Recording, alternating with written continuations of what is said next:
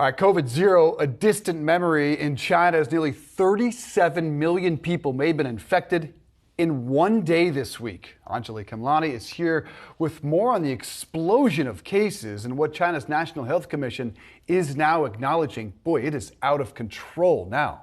Yeah, that's right.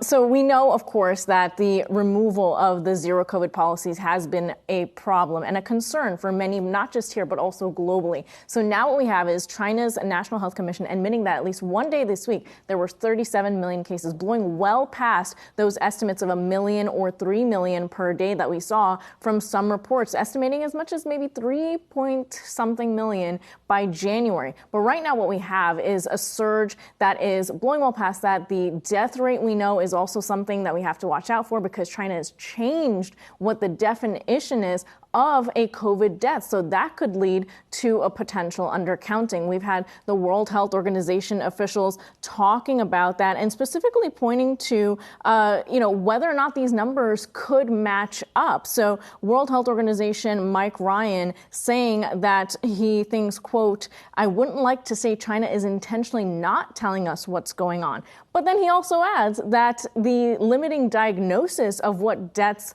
from COVID count as could be undercounting, this very issue. So that's a concern. We also know that China has acknowledged that at least 250 million people have been infected since the start of the month. But we have to take a step back and really look at the timeline, right? We know that when the Party Congress started in mid-October, there was absolutely no indication from President Xi that this zero COVID policy was going to be removed. Then we saw quarantining kind of relaxed for inbound travelers.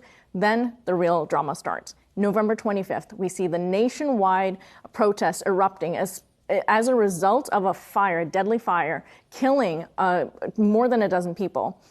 Then that results in the start of what we see, as you can see on your screen, that breakdown of those mitigation strategies. In less than a month, they've all but scrapped all policies, all mitigation strategies, no testing, no tracking, no testing sites, reducing the quarantining, and then also reducing the definition of all this stuff. So really painting a really concerning picture of what's going on there. And that timeline, less than a month to just completely pull back all of a sudden, really sets the stage.